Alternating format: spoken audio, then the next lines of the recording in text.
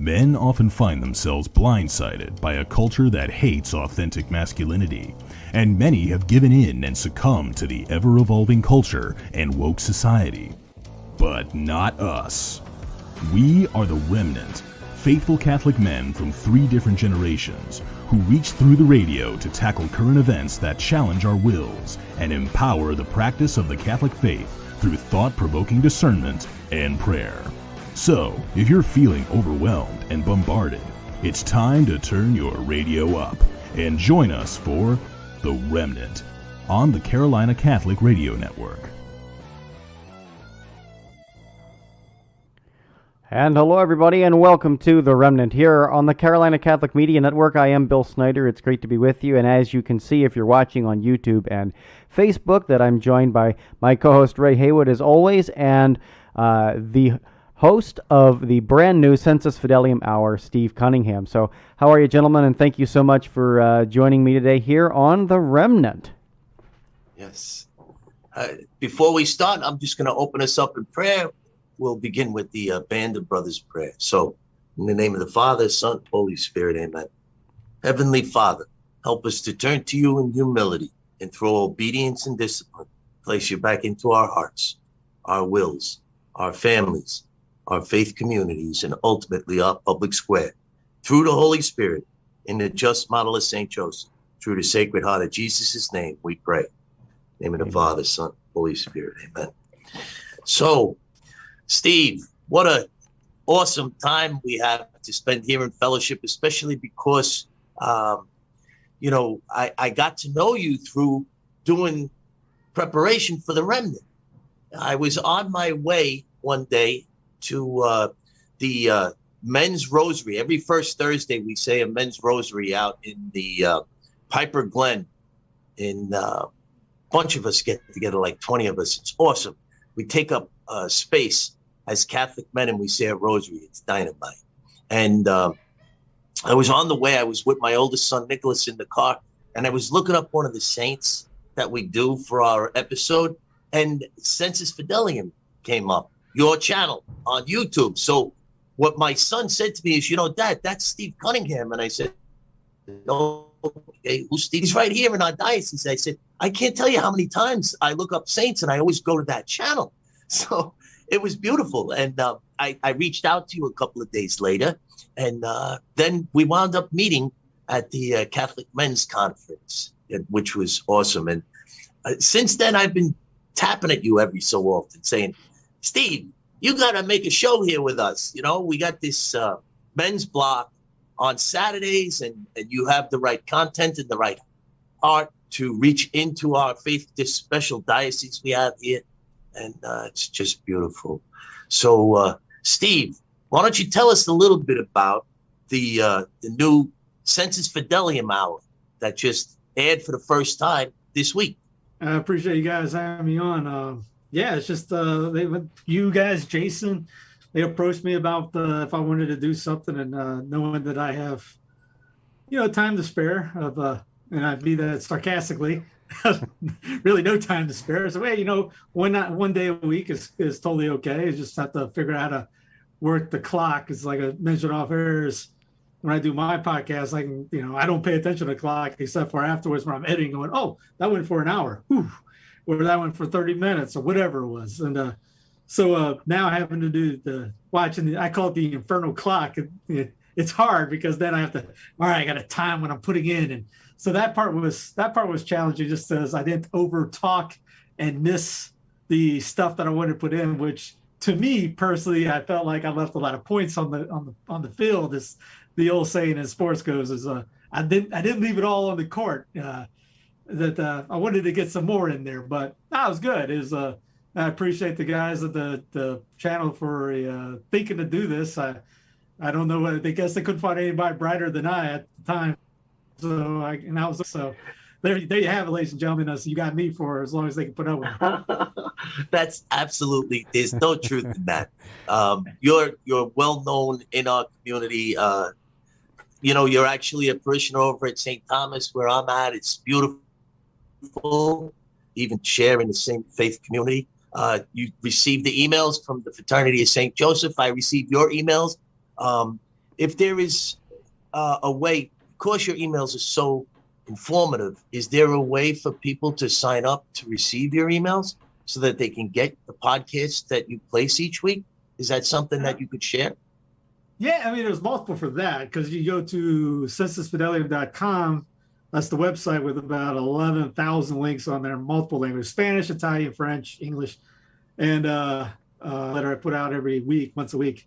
But to get the podcast, you go to Sensus Fidelium on YouTube and click they hear everyone say, click the subscribe, click the bell, all that jazz, so that you can get the updates whenever a new one comes out. Because I think on average, 4 or 5 videos a day come out. I'm right now reading Garcia. If no one knows who Dom Garcia is, they say if he ever gets declared a saint, he will become the doctor of the liturgy, because he's wrote the liturgical year, and I'm reading that, which is a 15-volume set. To give you an idea, if you're watching this on YouTube, that's 8 volumes right there of Trady Box, the catechetical thing.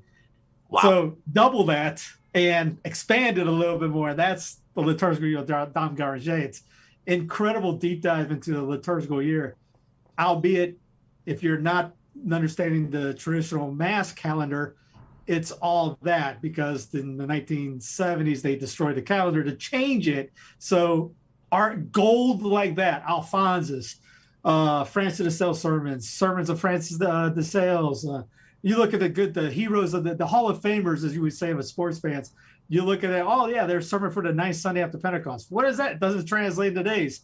So it's unfortunate that the calendar got destroyed like it is, but it's still there. And it's something that you can read, and you're not going to find it. No offense to Scott Hahn, if he's watching, you're not going to find anybody better than Garcia or the heroes of the day. But that was the thing, to try to kill the faith. And if you just read, that's why I'm trying to get back into good, the true, the beautiful. And there's not a page I've read from Dom Prosper Garcia that was a waste of time. There's something always I learned from it, something I went, wow, like punch me in the face. I'll screenshot, send it to a priest or a friend of mine, goes, check this out. It's just things that you just never thought of in the sense too. It's just, you want beauty and gold, read the Hall of Famers like that. So stuff like that. I'll end up doing the Advent, and that'll be to complete the year. But then I have to redo it because YouTube doesn't like me reading from a screen. So I have to go through all the way to Pentecost again. So I get to do it 1.5 times, which I'm not going to do Holy Week, because Holy Week, I already did it. I'm not redoing it. It's 4 hours on Good Friday to read it. And you go through it, and it's just, it's gold. It goes from, Tenebrae all the way through the Matins, and it goes through the Mass, and then it goes through the night office for the next night. Just that volume for that week is that thick. Wow. Yeah. So, for our listeners, when I go through the parishes and the dioceses and I talk to different priests, I'm always in touch. I try to stay engaged with our faith community. This is why so many of our parish priests like your channel, because you go so deep. For anybody who's listening, this is going to be a great show, this Sensus Fidelium Hour. You should definitely take the time out and to watch it. Go to the Carolina Catholic YouTube channel and hit videos, because that'll give you the most current ones, or you're able to go into his own section, which is going to be Sensus Fidelium Hour. But, I was trying to think of a way that I could bring out the beauty of what you do, because what you just explained is just a scratch at all the beauty that you share on your channel. That's why you have so many followers. And now what you're going to do here, and you're going to bring more beauty to our diocese, because people locally are going to hear this. I know that people all over the world know about your YouTube channel, but now we can bring you closer and into it won't be just our spiritual fathers that'll know your name. It'll be our parishioners as well. So it's really beautiful. There's a line, act locally, think locally, that Brian McClanahan down in Georgia talks about, and I've been picking that up in secular ways of government, politics, everything. Yeah, act locally, think locally, but also Catholic-wise. If people want to evangelize Africa, evangelize your neighborhood. Yeah. Think locally, get that local thing going. Amen, Steve. I really appreciate, especially the show, and I certainly want you to talk about what Sensus Fidelium means. I know you explained it in the first show, but I want you to explain it for our audience here listening. But I will just say, you're a straight shooter, and folks, what you get is exactly what you're seeing right now. Like, I'm privileged to edit the program, so what you're seeing is what you're getting. Like, I mean, and that's so beautiful. We need more people like that in our faith that have the passion, because you can see the passion coming through if you're watching on YouTube.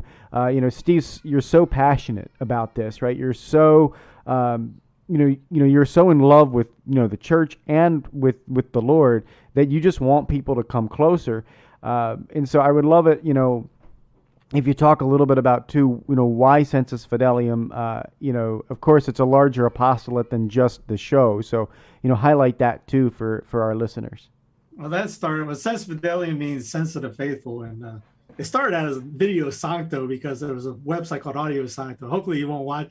This guy won't watch it. He's in Kansas, and he didn't like that I put up something to share with him, so he almost threatened me to change the name. So I picked Sensus Fidelium after that. I just Googled it. What was a great name? All right, that looks like good.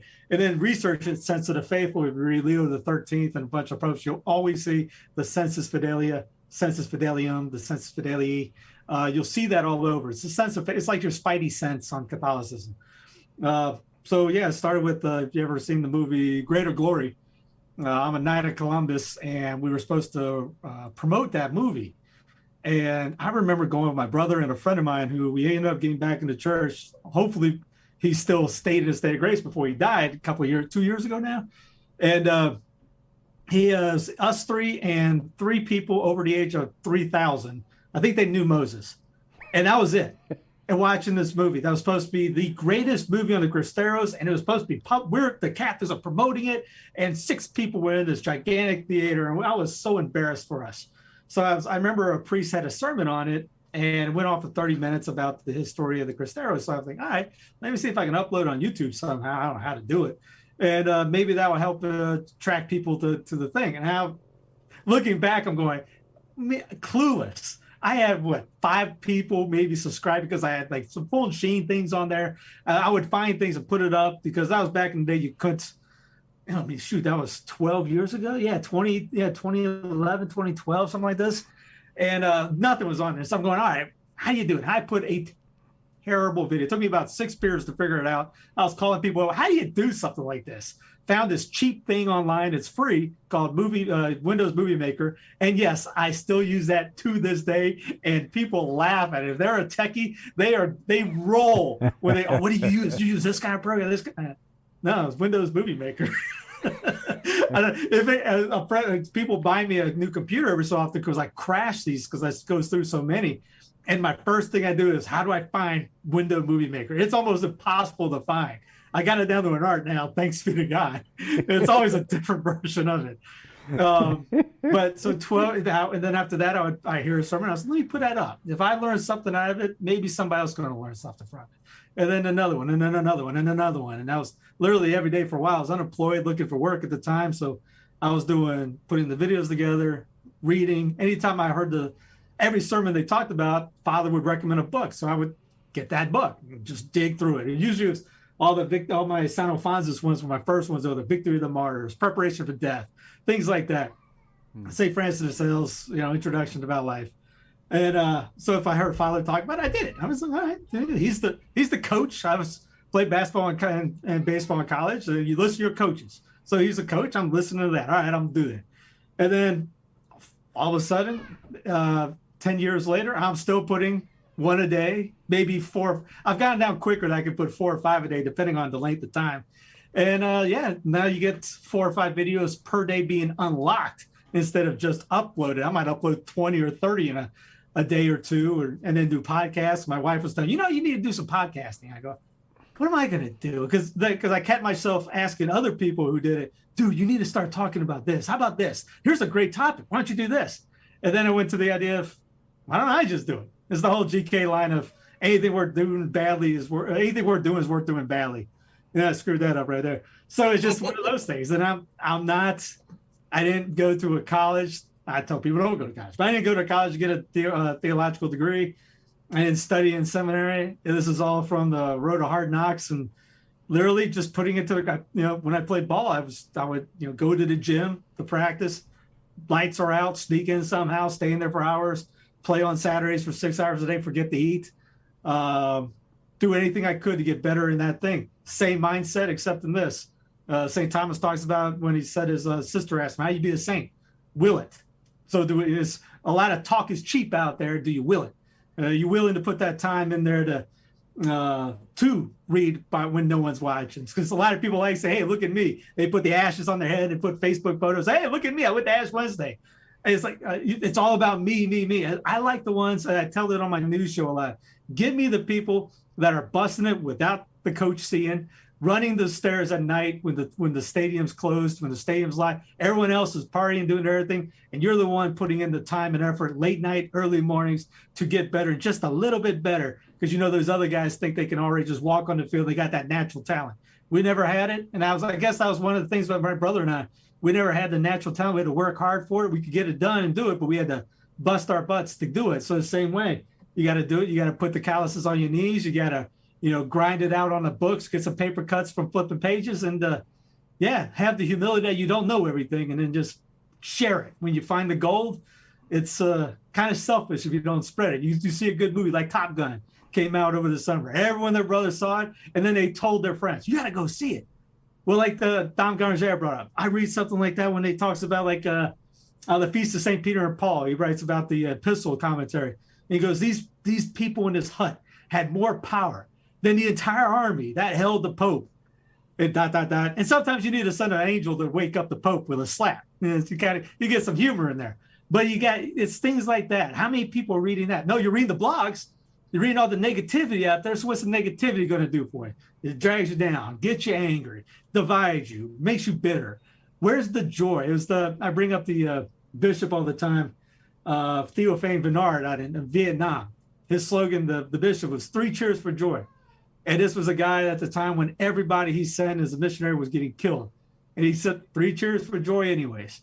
And, Phil Neary cut the side of his beard, walked around Rome with half a beard just to get laughs. Miguel Pro is, he's walking around. He's public enemy #1 to the Masonic government in Mexico. And he's going up to the guys dressed up. Hey, you guys find that pro guy yet? And then walk away. Things like that. If we would have that joy in the time as one priest called, the world's nuts right now. I run a show called Clown Planet. It's literally clownish out there. But if we were the salt of the earth and joyful and things like that, people would come up to us asking, what's wrong with you? Why are you smiling? It's, this is burning up. This is going down. The, government all over the place is corrupt beyond corrupt. How are you smiling? Yeah, you're Catholic. You should wake up happy. So that's one of the things. After all these sermons, you learn. You're in the right spot. You're in the boat. The only person to blame at the end of the day in Judgment Day is yourself. The extreme ownership. You saw the clip that I put on Jocko. I love that extreme ownership thing. Father Nolan back in Denver, he was the one that showed me that back out there and did some men's lectures on ownership. And it's hard when you say, like, if he would go into, you have a bad wife, you have a bad marriage, that's your fault. You asked her. you did this wrong, that's your fault. You didn't do this right. Everything. I try to make no excuses, because like in Jocko's videos, and I put it in my podcast, excuses are lies. So, even with the traditional movement, I'm a trad at heart. I go to the traditional mass as much as I can. I also go Byzantine a lot too. All right, the Pope did this. Good. What are we going to do about it? I don't want to complain. I don't like complaining. I never was one to complain. All right, what are we going to? Let's focus and attack. Let's get better. Stuff like this. And that's why I go with most of the people in our movement. Never went to the military, probably. Never played ball. Because if you play ball, you have the coach yelling at you, telling you to improve, wake up. Hey, Cunningham, it's $5 for a ticket if you're going to stand there and watch. I remember that was my 11th grade year in high school. I was running on the left wing. I remember it like this day. And he embarrassed me in front of the whole team on that. Next time down, I drained it from 34 feet. So, I mean, it's one of those things. It's, how do you take the adversity and go? You want to cower in the back and complain and gripe and call other people's names? Or you like, I need to get better? Mm. Awesome. Wow. Awesome. I don't know where we go. So I want to just touch on. I watched your episode, your first episode, and it was beautiful. I mean, awesome. I'm fueled by Bang, by the way. Energy drinks. Energy drinks, baby. Yeah, I'm sure. But so what you showed to the viewers was clips on different things that are going on in our faith community all over the world from 2019 all the way through the current day. It was beautiful. And one of the things that jumped out to me was kind of like what you were saying about the young man who's the athlete who's running the steps when it's dark. Well, one of the things that you shared was of a young girl that was up in her room and she was praying. And she was praying for her parents and her father. And you said she was possibly doing it for years, but this one night her father came in and said, "What are you doing?" And she said, "I'm praying for you to go back to Mass." What a powerful thing that you shared to us. And you gave us that awareness that, you know, it's not always the parents that are praying for the children, but we have children that are praying for the parents as well. And I don't know how exactly you brought that into context, but for the people who are going to watch your episode, if it's anything like what it did for me, that'll jump out to them as well. When you put that together, where did you come up with that? How did that touch you that you placed that for us? So the idea behind that whole episode was because October's coming. I think this airs Saturday, so it'll be October 1st. So today's October 1st. Am I correct about that? It aired yesterday. Oh, it aired yesterday. Yeah. No, yours. But we do it again on Saturday. Okay. During the men's block. So I put mine out yesterday, which was the 27th, to air for October, because this guy, Father Matteo Crowley, he was the Apostle of the Sacred Heart. He's got that book, and this book is Firebrand, which you got to read. His other book, everyone's probably seen, is Jesus, King of Love. Talks about the enthronement of the Sacred Heart. He was the one that was commanded by Pius X to promote it. Matteo actually asked him for permission, and Pius said, "No, I don't give you permission. I command you." And this is during the time when Delta wasn't flying around. He didn't have planes like you do today going in and, you know, flying all over the world. This guy went all around the world preaching multiple times to other countries, multiple times. He was on like energy beyond energy. He thought, "Bang, that's me." I don't know what he was on, crack or something. Amazing guy. But the idea was, and it's in this starts out in this because it talks about the Catholic Action League that everyone's probably heard of, the Frassati, Blessed Frassati, Pier Giorgio Frassati. He was part of this group that would do all-night adoration in parishes, nocturnal adoration they call it, on Thursday nights, especially on First Fridays, the visual First Fridays, for reparation to the Sacred Heart. So many people were doing it. We're talking, packed houses, packed. Imagine your parish today when you walk in on Thursday night, 11, midnight, 1, 2, 3, 4, and men are in there packed.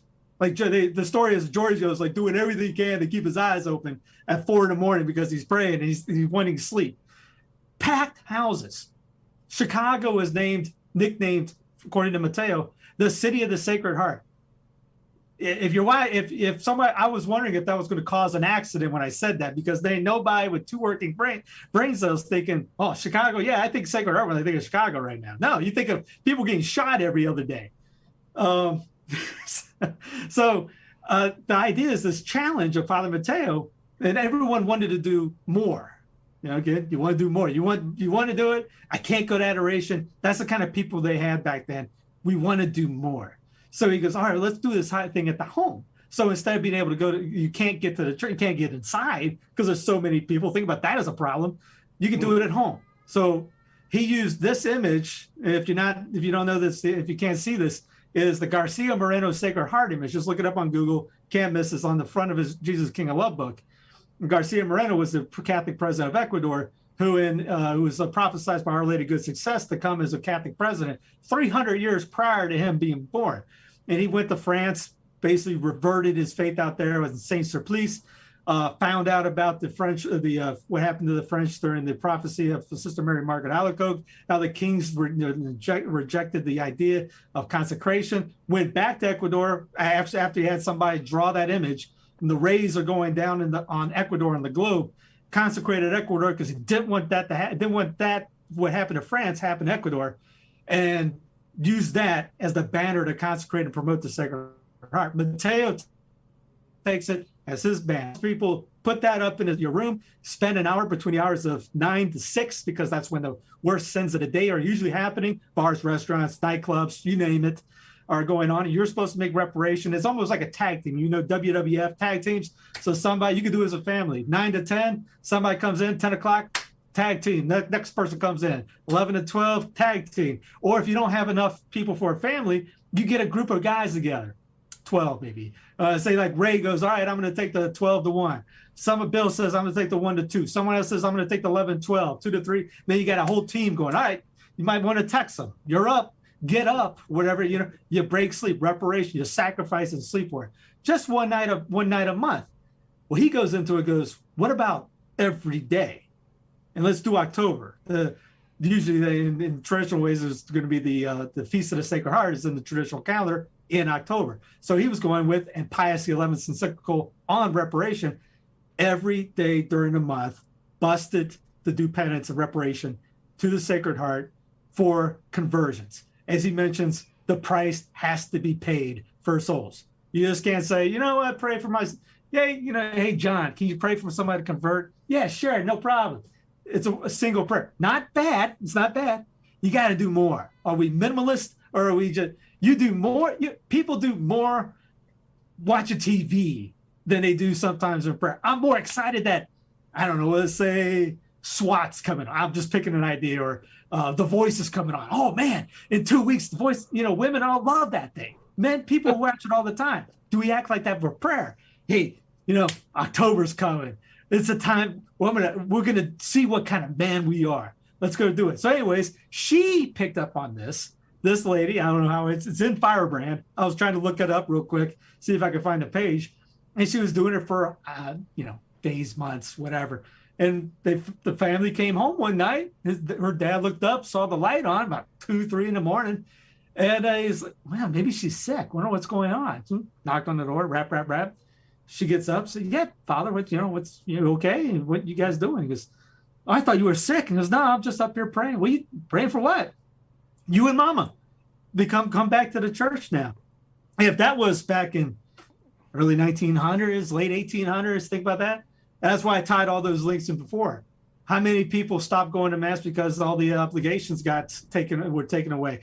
Churches were closed. How do you break a habit? Was it 28 days to break a habit? 28 days to start a new habit. So for 28 days, you broke everyone's habit of going to Mass.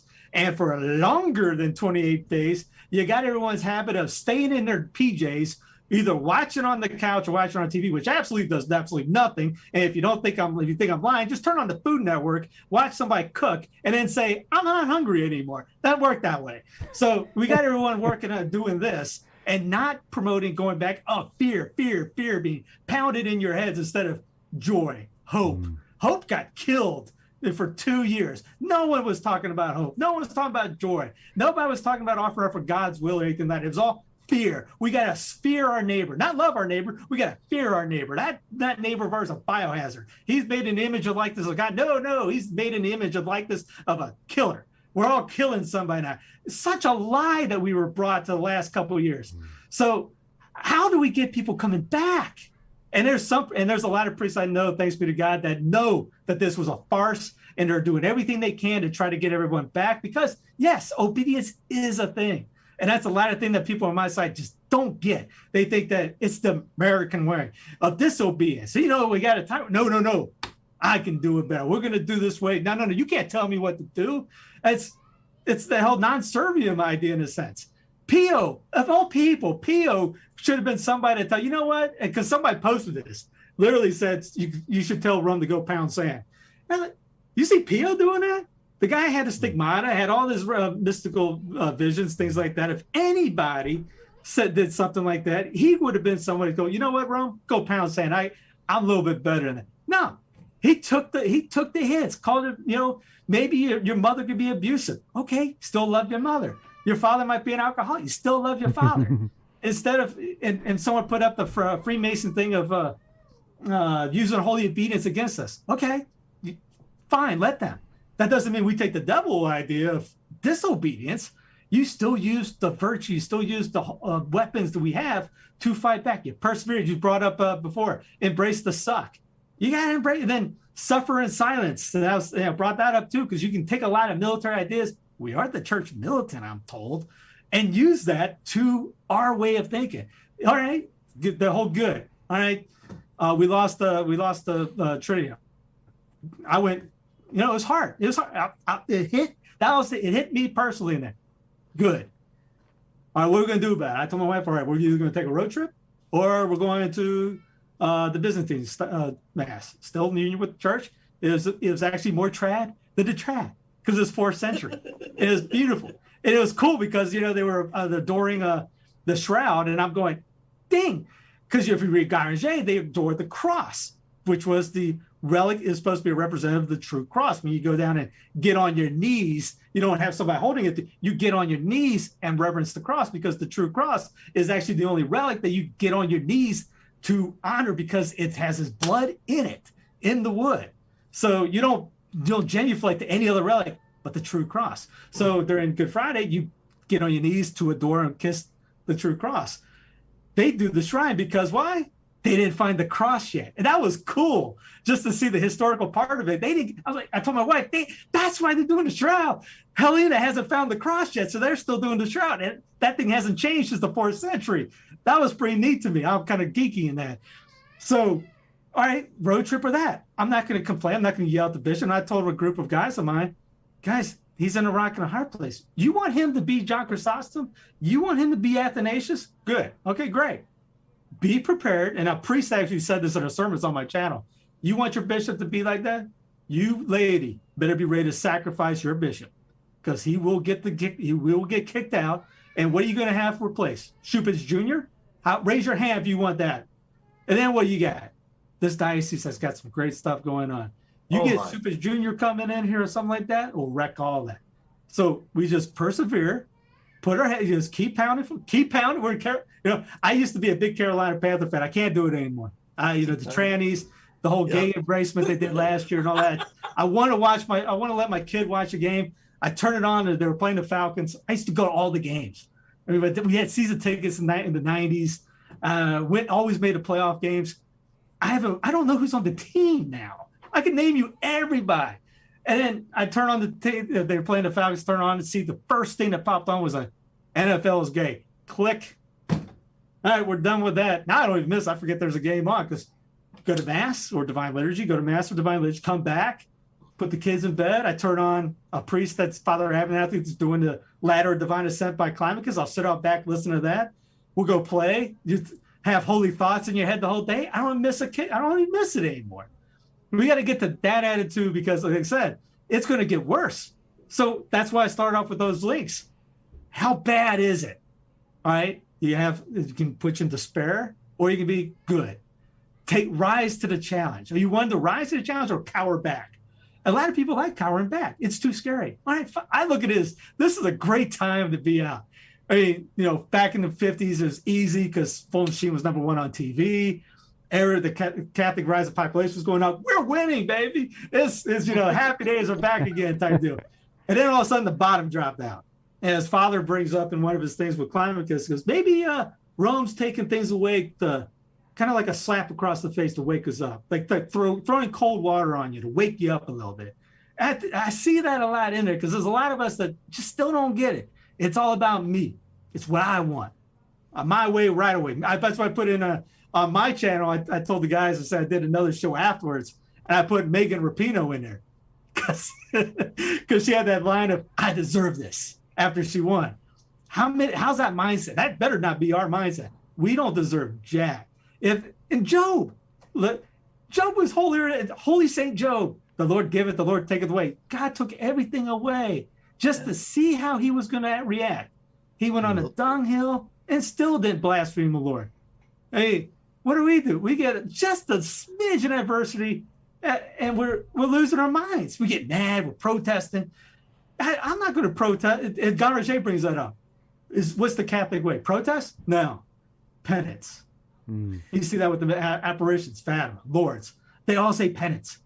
And we just, I brought it up in the thing. I don't know if I brought it up in our thing. You know how they found out if a priest was a priest leaving a prison?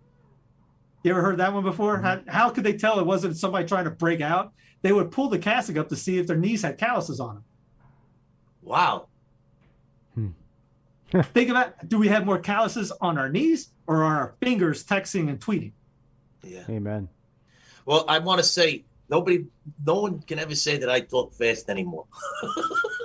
I get that. You from New York, Boston, Jersey? I've only been to Yankee Stadium once, but man, do you talk fast? I have to. I'm going to talk about the saint now, and I'm going to feel like I'm going slow. I get excited. I need to turn it down a little. My bad. No, dude, it's awesome, Steve. You got, like Bill said, you're so passionate, and it's beautiful, and it's going to help our diocese. And the show that you're producing is dynamite. And as you go further in it, it's going to just reach into more souls.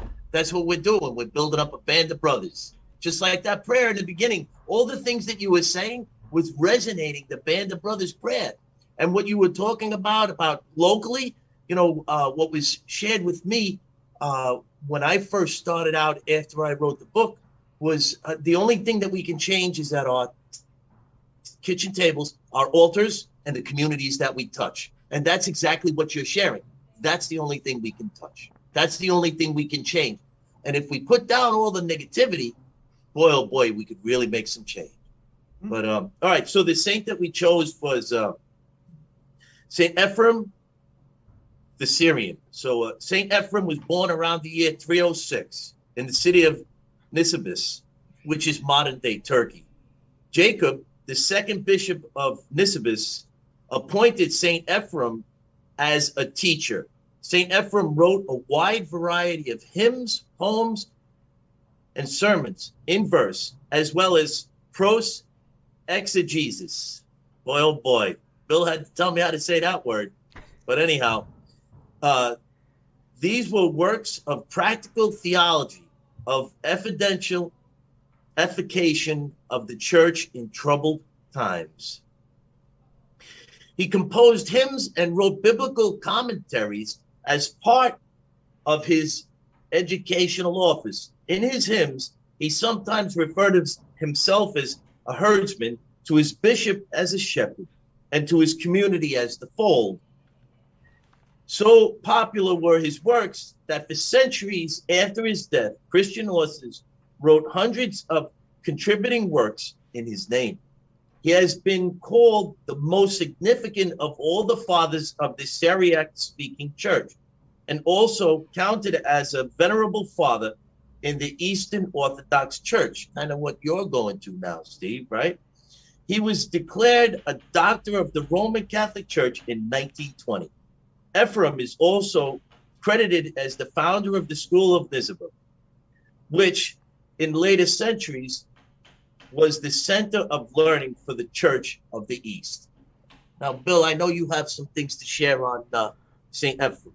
Well, yeah. Before you start, correct, I'm not going Eastern Orthodox. Those are the schismatic guys. Byzantine is going to be, that's like Father Malak. He's part of the group. So just to clarify before anybody So what's goes, the Byzantine considered? What's the Byzantine considered then? It's Eastern Rite, but when you say Eastern Orthodox, first thing people are going to think is like the Russians or Coptics, things like that. Right. Yeah, it was just clarify. Don't anybody lose it on that. Right. Yeah, exactly. Eastern Rite is different than Eastern Orthodox. But no, the reason we always think about choosing different saints for these episodes, and when Ray said who's the saint that we should pair up with Sensus Fidelium, well, the first thing I thought of that popped into my brain was, who guides the faithful, right? Like Sensus Fidelium, the sense of the faithful. Where do we, as faithful, get the sense from? And so I remember several years ago, one of my acquaintances challenged me to read St. Ephraim, and his hymns are certainly heady, folks. If you want to delve into hymns, he wrote into one of his most popular set of hymns that Ray was talking about was actually hymns against the heresies, which is crazy to think that there's actually songs and hymns that combat heresies of the church, So I actually read that for Lent one year.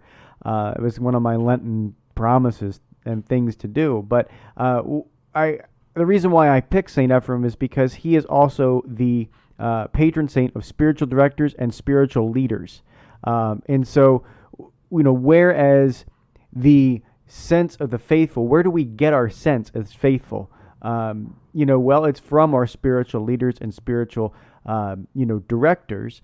And so that's the reason why I, chose St. Ephrem, because, hey, here is a guy who has, had a career of teaching, of really, guiding the faithful, and guiding the faithful through popular means as well, right? Like his hymns were popular. He was, using things that resonated with the faithful of the church. And so that's the reason why I chose him. He is a doctor of the church, which there are 33 doctors of the church that we highlight out that say we are these saints are men and women who their writings are so profound and so deep that we should really give them special reverence and also special care to actually read them. And so those 33 doctors of the church, Saint Ephrem the Syrian is one of them, and that's the reason why I chose them. So Steve, you have any thoughts on Saint Ephrem? I know it's just kind of threw you probably, hey, here's Saint Ephrem, man. Figure it out. It's a beautiful thing. It's actually 35 now, but if you go to TAM Books and get the 35 Doctors of the Church book, I can't remember who's the author. I remember reading that back in the day when it was 33. That's a great start to learn all who the doctors are, especially Ephraim, because most people don't know really. I mean, they know Therese.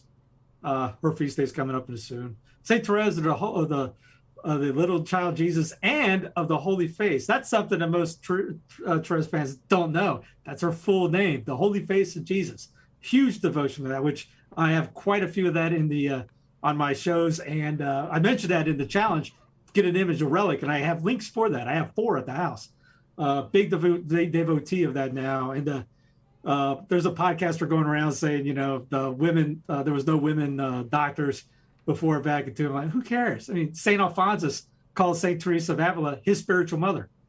I mentioned, I'm reading John Climacus and going through the thing. Climacus is big time on you need a spiritual director.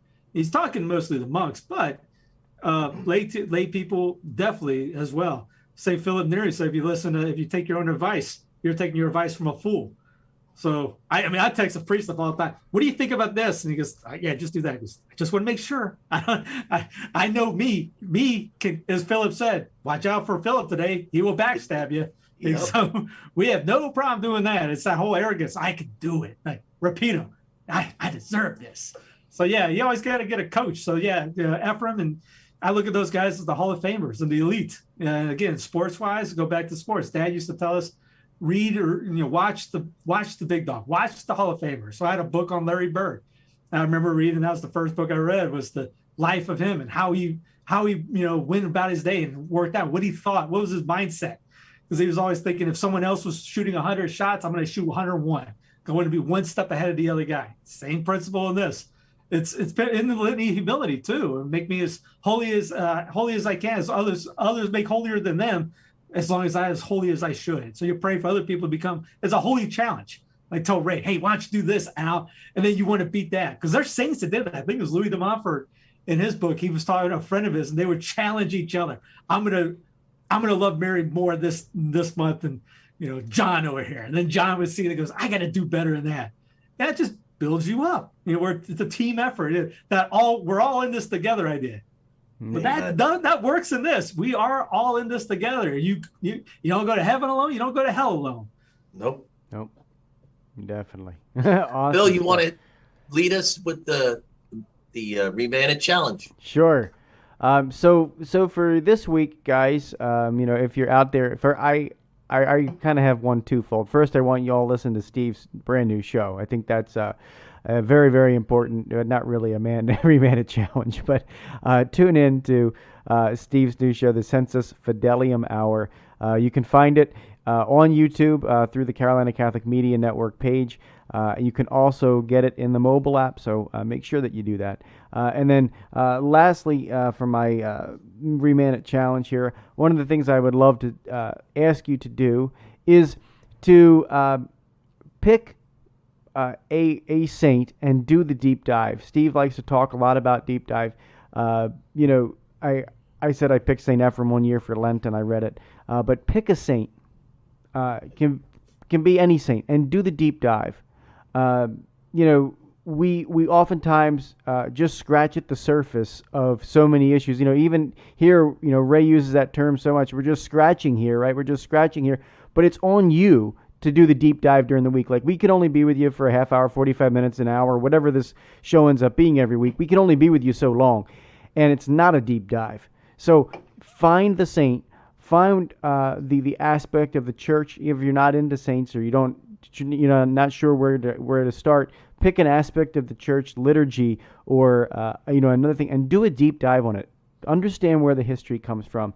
I've been listening to Steve talk about that all episode, and I think it's so important. So take that deep dive, and I'll turn it over to you, Ray. Yeah. So my ReMENant challenge is something that you're really going to have to understand after you watch Steve's first episode, because it's for us to learn how to suffer well. In the past, I've talked about when we get bumped, what's inside of us spills out. So the next time we get bumped, why don't we just make it a point to say, what is it? 3 cheers for joy? I think that's what Steve said. So next time we get bumped, and it doesn't take us long, we get bumped every day. Let's make a commitment that we just refer back to that 3 cheers for joy that Steve was sharing with us.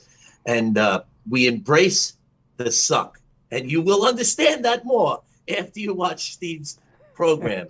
But and also another thing I'd like to reference back to with what Steve was sharing with us is how important adoration is, and how we should have that tag team, and how we should have that group of men that we shoulder up to, that band of brothers we're trying to build, and actually encourage that. At St. Thomas, we're having an adoration chapel built, and it's going to be beautiful, and there's going to be opportunity for us to actually do this. So, Steve, maybe you and I could start that together over at St. Thomas, and, get that tag team going of the adoration chapel. It's going to be open 7 days a week. You know about it, right?